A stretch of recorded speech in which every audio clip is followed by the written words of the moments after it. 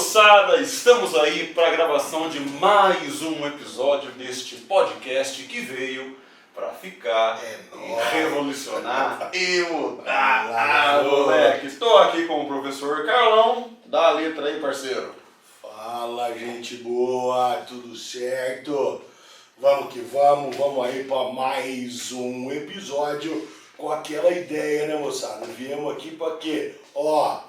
Abrir a cabeça. Então bora pensar e chacoalhar esse bambu aí, que é para isso que nós viemos, né, companheiro? E hoje a gente trouxe um tema para vocês, um tema desconfortável, um tema longo e triste, porém um tema necessário. A gente espera no fundo do nosso coração que a gente não mate você nem de ódio, nem de raiva, mas a gente precisa trocar uma ideia bem pontuadinha sobre o preço dos combustíveis no Brasil, porque tá um verdadeiro estupro, a gente não aguenta mais. Daqui a pouco, por uma questão de necessidade, a gente vai ter que trocar o nosso carrinho por uma bicicleta, e isso é uma puta de uma sacanagem. Ai, mas não faz bem pro meio ambiente, mas faz mal para você. Então a gente vai falar direitinho sobre isso hoje. Mas antes, não podemos deixar de falar dos nossos patrocinadores, dos nossos amigos que remam o barco com a gente, começando pela Zap Autoescola. A Zap Autoescola é uma autoescola sensacional e eles usam gasolina nos carros. Então você vê que os caras investem. Estão gastando.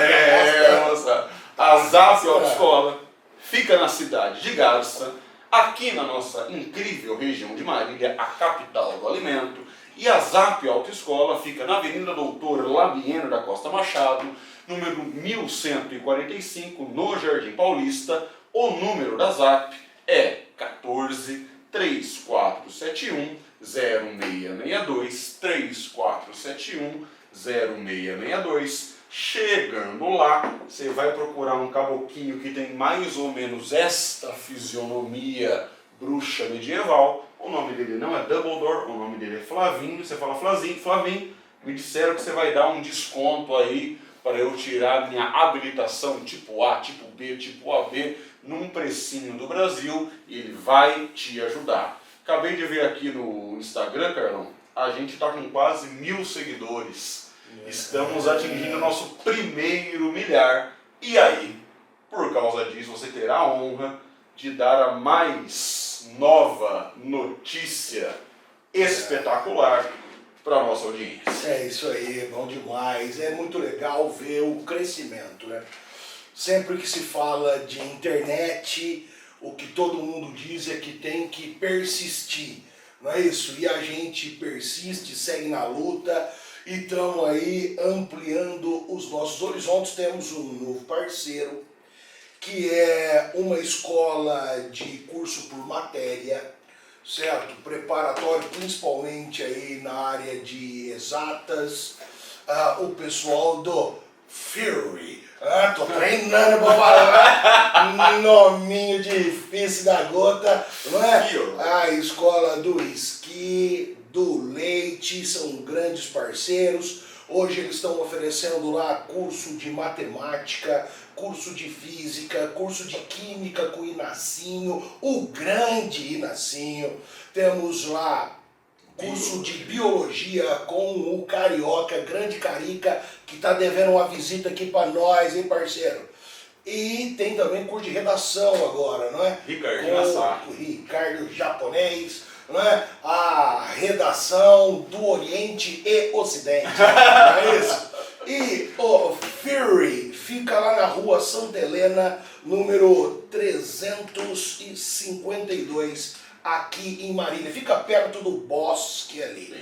O telefone dos meninos é DDD 14, número 981214287. Liga no telão. Ó, presságio. Os caras aqui da maçã sem mordida. A maçã não dá problema, a maçã tá inteira. A maçã dos caras inteira. Então, vamos lá, vamos seguindo o nosso script, porque hoje nós temos que falar de combustível. Então já falamos do nosso combustível, os nossos parceiros que estão aí ajudando a gente no processo de desenvolvimento. E agora, Companheiro, é um negócio complicado demais isso. Eu me lembro no começo do Plano Real, meados dos anos 90, que nós pagávamos centavos da gasolina. Centavos. Naquela época, a Petrobras era uma empresa estatal, 100% estatal. E o Brasil tinha uma conduta de mexer com os combustíveis bastante interessante, que era a ideia de fazer o povo andar, certo? Então a margem de lucro não era das mais altas. Com relação ao álcool, que hoje a gente chama de etanol, tínhamos uma grande força do Proálcool, o Programa Nacional do Álcool, que vinha se revitalizando após o governo Collor, e com relação à Petrobras, uma dinâmica de preços que eram acessíveis ao povo brasileiro. No final dos anos 90, a Petrobras se transformou em uma empresa de capital misto. E de lá para cá, mesmo com algumas mudanças de política econômica, o preço do combustível no Brasil sempre vai acompanhando as dinâmicas do mercado mundial. E dali para frente é só para trás, companheiro. Dali para frente a coisa ficou bastante complicada. Tem muita coisa para se falar sobre isso, muita coisa. Mas eu quero já começar com uma provocação para você. Eu quero saber. Solta bravo. Quando as pessoas tentam estabelecer comparações de governos, períodos, e tal governo custava tanto, o salário mínimo era tanto. Tal governo era tanto, o salário mínimo era tanto. Por exemplo, em 2011, um salário mínimo comprava aproximadamente 200 litros de combustível, 200 litros de gasolina. Isso. Certo?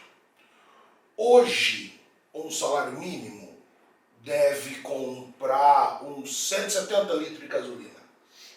E aí as pessoas vão falar, poxa, mas 20 e tantos, 30 litros é muita diferença? Para o nosso povo que está colocando no conta-gota, 30 litros faz diferença? Eu acho que essa é uma coisa boa para a gente começar a falar. Pode ser. A Petrobras está, e ainda estará por muitos anos, como uma das principais empresas que mexem com hidrocarbonetos e derivados do planeta Terra. Então eu acho bom a gente começar dizendo, para quem nos assiste, quem nos ouve, que a Petrobras não é brinquedo não. A Petrobras é uma empresa gigantesca, megalomaníaca, e ela foi fundada em 1953. Dicas de passagem, contexto político e econômico, que o Brasil não estava assim de vento em popa, tanto porque o Getúlio se matou no outro ano, em 54. Quando a Petrobras ela foi fundada sob um slogan, tipo um lema, que eu ainda acho que compõe parte do inconsciente do imaginário coletivo dos brasileiros, que é o lema "O petróleo é nosso".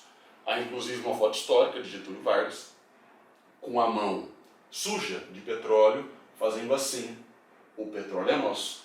E essa foto, muitas décadas depois, foi incorporada pelo programa de imagem do governo Lula. Não sei se você lembra dessa foto, na situação onde aquelas jazidas do pré-sal eram todas descobertas. E aí é muito engraçado, porque o Lula coloca a mão no peito e naturalmente falta um dedo. É uma marca. E é claro que isso foi feito de propósito.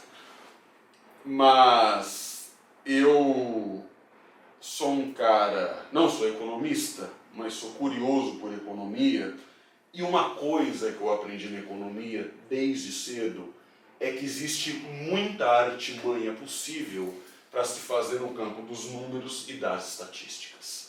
É muito possível que no campo numérico e estatístico alguém consiga fazer uma tal manobra para dizer que a situação de hoje não é tão grave quanto ela está parecendo ser, o que é uma manobra absurda, acachapante, emburrecedora. Por quê? Vamos para a prática. Eu vou para o trabalho de carro todos os dias. Eu ando de carro todos os dias. A não ser que aconteça alguma coisa muito emergencial, muito diferente. E eu faço o mesmo caminho todos os dias. E eu tenho notado, neste caminho que eu faço, em 3 cidades que eu trabalho, que o número de pessoas andando de bicicleta tem crescido de maneira assustadora. E não é os caras que são ciclistas, que anda de bike de alumínio, de carbono, de freio a disco. É Monark, barra forte, às vezes não tem nem marcha. Você vê que são os pau velho, que o cara malemar arrumou o pneu e o freio. Tal nisso não é bom? Não. Porque esse cara, ele tá indo e voltando de bicicleta pro trabalho dele, que é longe, não é para ficar sentado no ar-condicionado. É para encher laje, é para ser peão de fábrica, é para trabalhar no chapa, carregando e descarregando caminhão. O trabalho dele já é extenuante do ponto de vista de gasto de energia, do ponto de vista orgânico. E ele não consegue colocar combustível no carro dele para ir até o trabalho. Então hoje a situação é mais grave que a do passado. Agora vamos colocar em termos de número. Se a gente fizesse toda a média histórica, dos anos 50 até os anos 2000, nós perceberíamos uma linha de inflação do preço do combustível que é razoavelmente regular, salvo certos contextos extraordinários, como foi a crise de 73. No entanto, eu fiz uma coisa mais modesta. Eu comparei com os últimos 10 anos. Por quê? Em 2010, eu ganhei o meu primeiro carro. Eu não comprei. Minha família veio num contexto de classe média. Aquela altura do campeonato, meu pai recebeu uma promoção muito boa de trabalho. O carro que era da minha mãe foi dado para mim e minha mãe financiou um novo carro para ela. E esse carro era um C3. A Citroën naquela época, que pode nos patrocinar inclusive, ela era uma empresa que não tinha a imagem negativa que no Brasil tem hoje. Então o C3 era um carro muito bem quisto, aquele carro que parece um besorrinho preto. Sim, né? eu acho bonitinho, eu acho muito bonito. E aí eu me lembro que eu abastecia o meu C3 com etanol apenas, que era um combustível que em 2010 custava R$ 1,29. Eu nunca me esqueço desse preço, porque era o preço do posto Ipiranga, que pode patrocinar a gente também. Na época, o salário mínimo era R$ 510. Portanto, o litro de combustível devia equivaler mais ou menos a 0,25 centavos, 0,25% do montante de um salário mínimo. Hoje, se a gente fizer essa relação, o salário mínimo é R$ 1.200, grosso modo. O litro de gasolina, de etanol, já deve estar o quê? Uns 5,60? Você deu uma olhada? Não, perto de 5. Perto de 5. Perto de 5. O de gasolina está perto de 7. Uhum. E se você fizer essa relação, Aqui na nossa região, né? Sim. Que tem lugar no Brasil. que é 8, 8,50, se você fizer essa relação, esse percentual foi de 0,25, talvez para 0,50 ou 0,60. Aí que vem essa conclusão tola que você falou. Mas não é tão diferente. No entanto, há 10 anos atrás, o desemprego era 4,5%. A relação cambial ficava entre R$ 1,80 e R$ 2 por dólar. Uhum. A introjeção de dólares em investimentos internacionais no Brasil era fabulosa, tanto que isso virou um contexto de industrialização brasileira diferente. E um dado muito relevante que quase ninguém fala: o trabalho informal era pequeno. A maioria das pessoas trabalhavam dentro da formalidade. O que isso significa? Num contexto de trabalho, onde a maioria das pessoas conseguem estar na formalidade, as chances para que as pessoas sejam menos exploradas melhoram. Uhum. Porque você tem um exército industrial de reserva menor, o que implica numa margem de negociação salarial melhor para quem está trabalhando. Então, numericamente, se você pegar preço do combustível, salário mínimo, a mudança talvez não pareça ser tão grave, tão aviltante. Agora, quando você compara outros índices da macroeconomia, você percebe por que o João está indo em chelagem de bicicleta. E aí que eu vou te jogar uma outra provocação. Grosso modo, há umas 3 semanas atrás, a Rússia invadiu a Ucrânia. Pouco depois, o preço do barril do dólar praticamente dobrou. O combustível no Brasil está indexado ao dólar e isso provocou a crise que nós estamos até a página 2. A provocação que eu quero que você fale para nós é quais outros elementos a gente precisa prestar atenção para entender a alta dos combustíveis, além de jogar tudo isso nas costas do leste europeu, que é uma injustiça, na verdade. É lógico, né? Porque senão parece que o combustível ficou alto agora. Tava baratinho e, nossa, né? Putin, filho do Putin, né? Tá de brincadeira, né, parceiro? Mas veja, é um negócio bem legal isso aí que você falou, um negócio bem interessante. Porque o que a gente deve pensar quando a gente estiver observando a questão do preço dos combustíveis? Na década passada, nós tivemos um aumento bastante interessante da produção de petróleo, com vários países entrando como fortes produtores, e o Brasil é um deles. Sim.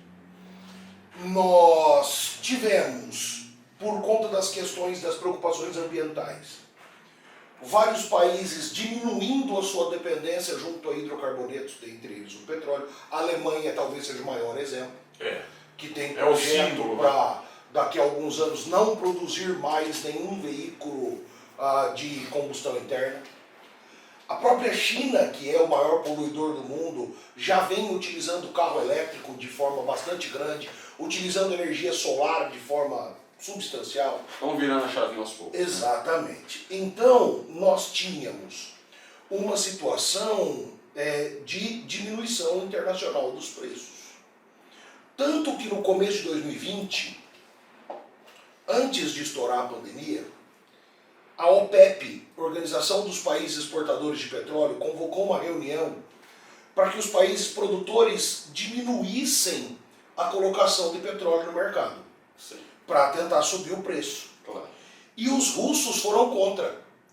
Não se colocaram dessa forma e continuaram colocando bastante petróleo no mercado. Então a tendência do preço do barril do petróleo vinha em queda. Aí a pandemia, obviamente, abala uma série de setores e nós tivemos uma pequena retomada, com a retomada da economia, pós a vacinação, que a pandemia não acabou, mas a vacinação crescendo em vários países importantes do mundo, o preço começou a dar uma subidinha e aí a guerra veio dar um grande salto. Se a gente pensar, o preço do barril do petróleo quase dobrou em menos de um mês. E aqui no Brasil, o anúncio de elevação do preço da gasolina foi de 18%.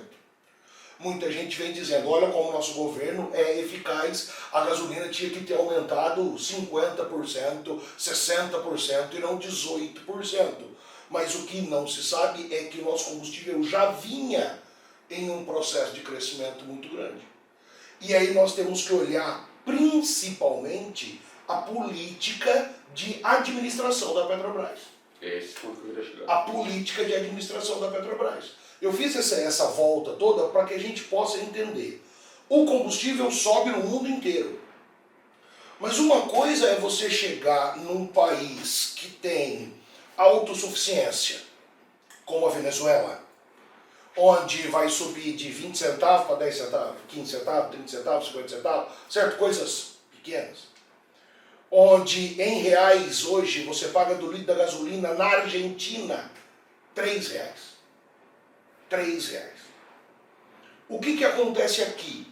Nós tivemos uma manobra a partir do governo Temer que intensificou a lucratividade posta aos investidores internacionais para atrair daí investimentos e tudo mais, com aquela ideia de que isso iria salvar a Petrobras, porque ela estava quebrada. E a Petrobras vem acumulando recordes de lucratividade, com a economia em crise, em tese, vendendo menos combustível.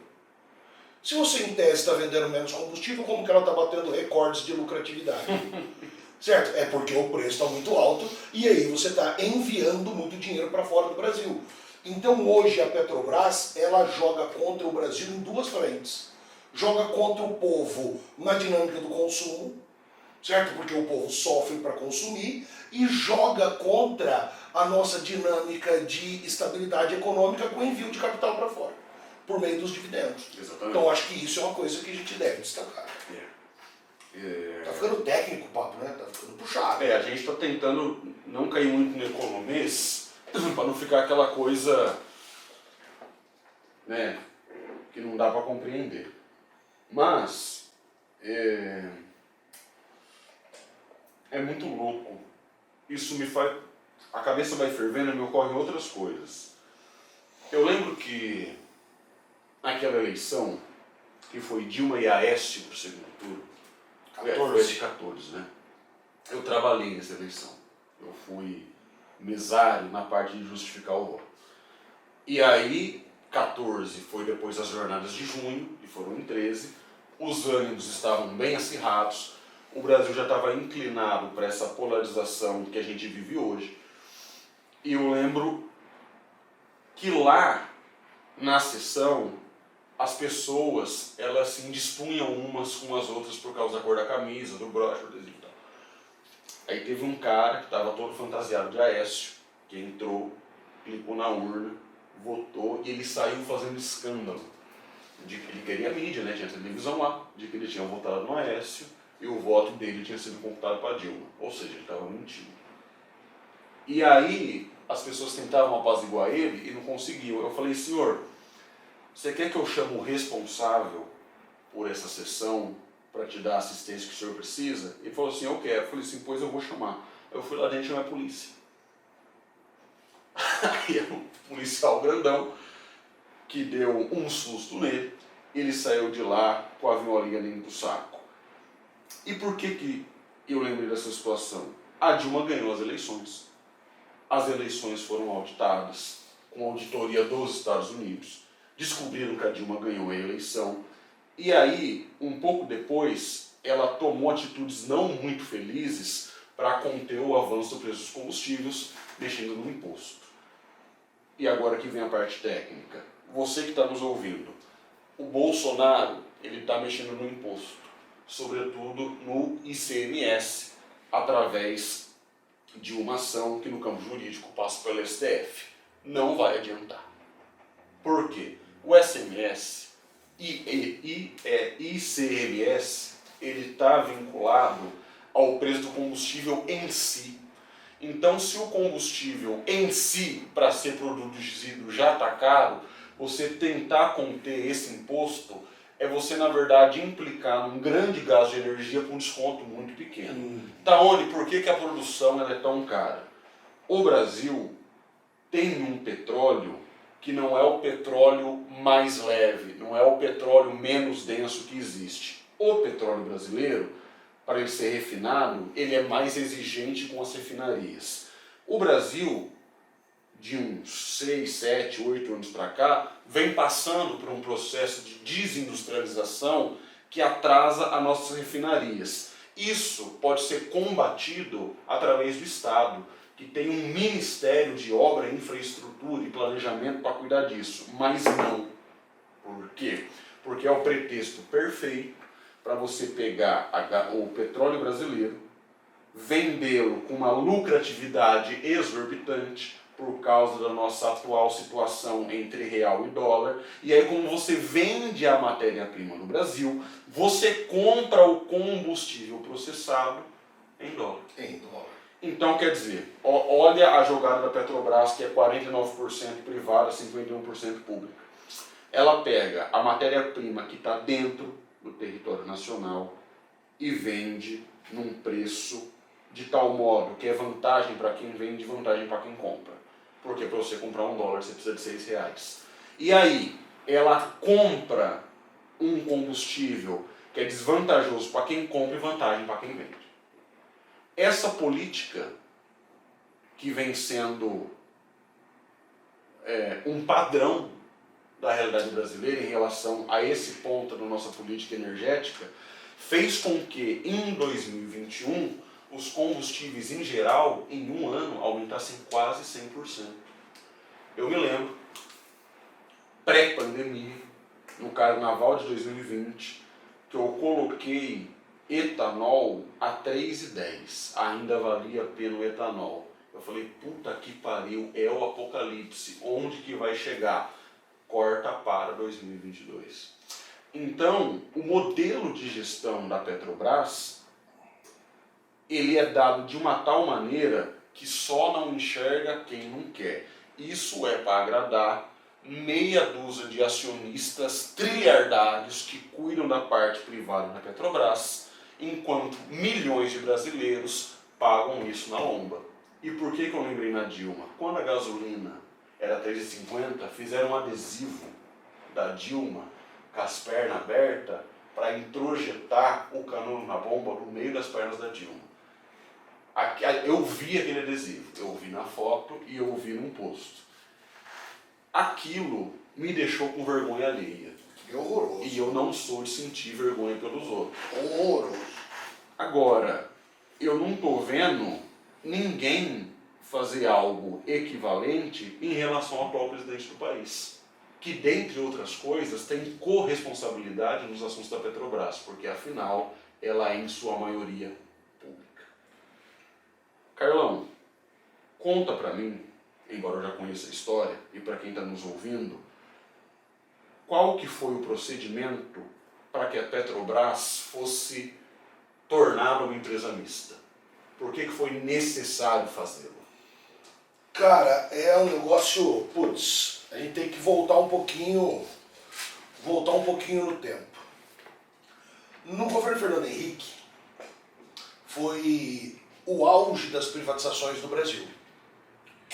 E nós tivemos uma série de privatizações, o sistema de telefonia, eu acho que foi o mais destacado, O marco, né? Onde disseram que a concorrência ia ser livre e desta forma ia melhorar absurdamente o serviço e o preço ia diminuir. Sim. E hoje nós temos uma das piores telefonias do mundo com o maior preço do planeta. Aí, a Petrobras veio passando por uma dinâmica de queda de valor e de imagem nacional e internacional muito grande. Isso. Nós tivemos uma plataforma que afundou, se eu não me engano era a P-37. Nós tivemos um grande acidente de vazamento de petróleo nas proximidades do Paraná. Que foi horroroso. Também foi um grande escândalo ambiental e um problema de gestão muito grande. A Petrobras vinha perdendo a capital. Aí o presidente Fernando Henrique transformou a empresa em uma empresa de capital misto, onde passa a vender ações. Naquele momento, não era ainda uma dinâmica aberta internacional. Vendia-se ações apenas no Brasil para brasileiros, só acionistas minoritários. O pessoal podia tirar parte do fundo de garantia para comprar. Sim. Qual era a ideia? Capitalizar, fazer a empresa crescer, injetar dinheiro na empresa. E isso funcionou em via de regra. Mas a ideia era privatizar. E essa privatização começou a ser encaminhada a tentar mudar o nome da empresa para Petrobras. Mas nós tivemos uma mudança de governo, ganha o presidente Lula e, ao invés de termos o processo de privatização sendo intensificado, nós tivemos um aumento na dinâmica de investimentos na empresa, principalmente em pesquisa e prospecção. Descobre-se o pré-sal em 2005 ou 2006, se eu não estou enganado, e a partir do momento que o Brasil começa a extrair o petróleo do pré-sal, nós entramos para o rol, se eu não me engano, dos 15 maiores do mundo na extração de petróleo, tendo a autossuficiência. Isso. Então, uma trajetória curta é esse o lance. E de uns anos para cá, nós tivemos aí os escândalos da Lava Jato, que hoje grande parte disso vem se mostrando como algo panfletário do que efetivo, né? Então é algo que precisa se tomar muito cuidado ao falar da Lava Jato, porque tem muita coisa lá que acabou se mostrando ineficaz, né? E a Petrobras entrou numa rota de queda. E de novo todo mundo falando de privatizar, a conversa é a privatização. Então agora nós temos que ver que rumo que o país vai tomar.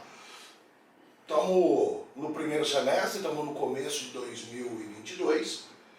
O que eu posso te dizer é o seguinte: guarda dinheiro, que vai piorar.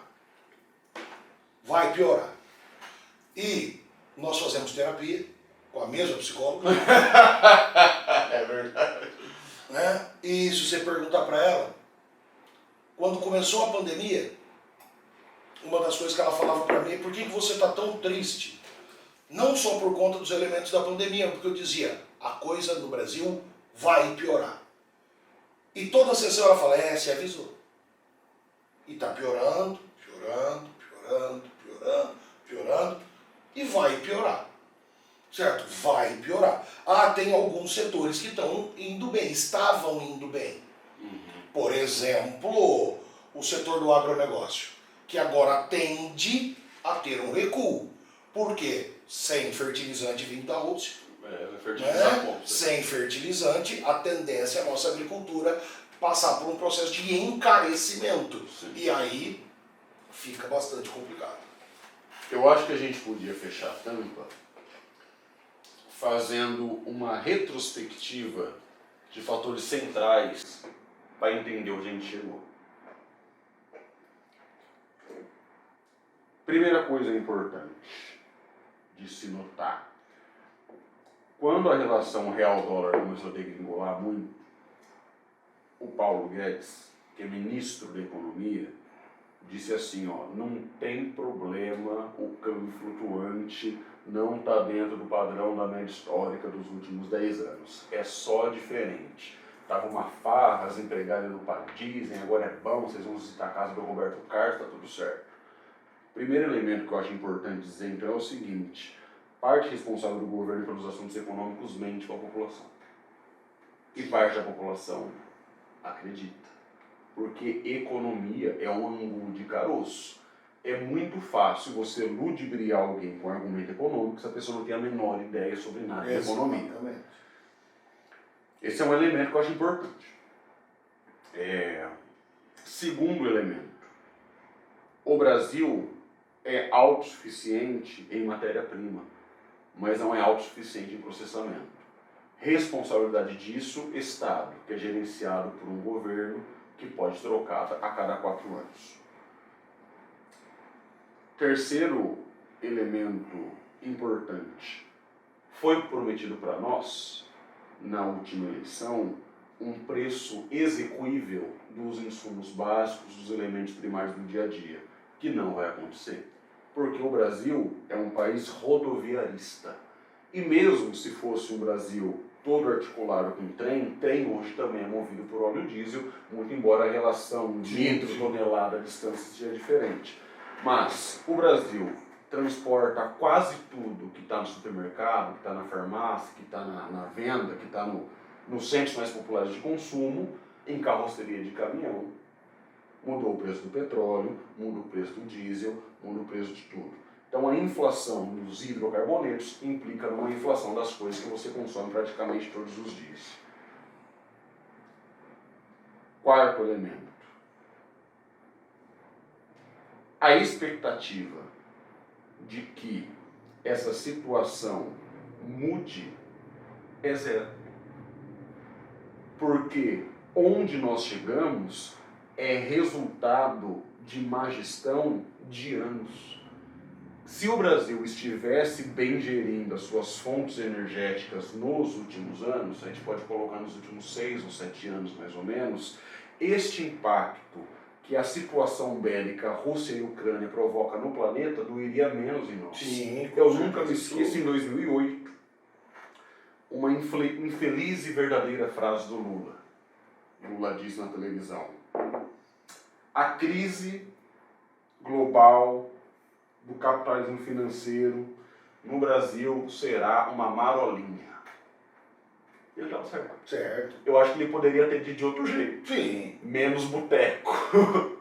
Mas é bom que as pessoas saibam. Se você usar o Putin de bode expiatório para justificar a situação horrível que o Brasil está passando, é uma piada. na verdade você está tentando tapar o sol com uma peneira velha no verão de Ribeirão Preto. Você não está enxergando os assuntos da economia e da política nacional mal geridos. A última coisa que eu queria falar, que eu acho que é muito importante para a nossa audiência, é o seguinte: privatizar é uma boa? Sempre eu escuto essa pergunta na sala de aula. Eu sempre falo a mesma coisa. E tem muita gente que diz assim para mim: Carlão, você acha que privatizar é bom? Eu digo, é maravilhoso. O consenso que o Washington escreve sobre privatização é maravilhoso. Não tem ser humano em sã consciência que seja contra aquilo. O problema é olhar a prática. Certo?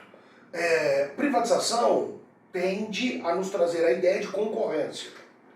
Num país do tamanho do nosso, como que nós faríamos um processo de privatização?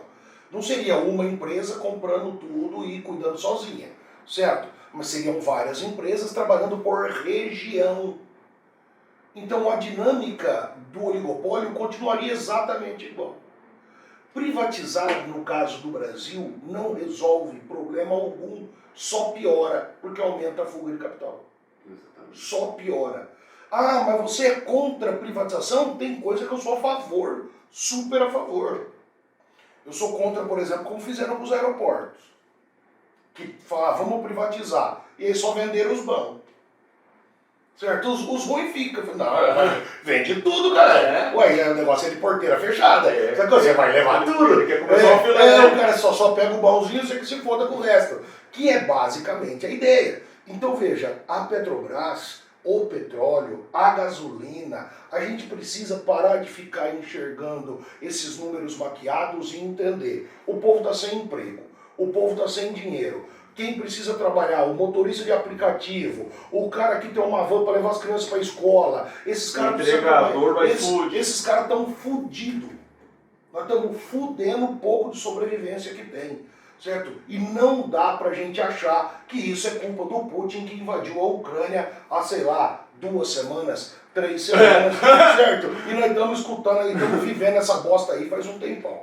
Então, pensa, esse ano tem eleição, se liga. Exatamente. É por aí. Se alguém em outubro falar, eu não sei de economia, toma cuidado. Porque você não sabe de economia, não sabe de produção de riqueza, não sabe de produção de trabalho, não sabe como é que você vai ganhar dinheiro. Exatamente. Não saber de economia e estar no poder é um negócio meio arriscado. Bastante arriscado. Beleza, meu garoto? Carlão, muito obrigado. Obrigado. Hoje o tema foi pesado, foi difícil. Mas de vez em quando tem que colocar a bandeira no máximo. Gente, se você curte e compartilha, vem trocar ideia com a gente. Se você quiser colocar sua marca aqui, tamo aberto a negócio. E é isso aí. Não desiste de nós. De vez em quando tem que bater mais firme. Mas esperamos que a gente não tenha matado você, nem de ódio, nem de tédio. É isso aí, Carlão, galera. obrigado por tudo. Valeu, um grande abraço. Falou.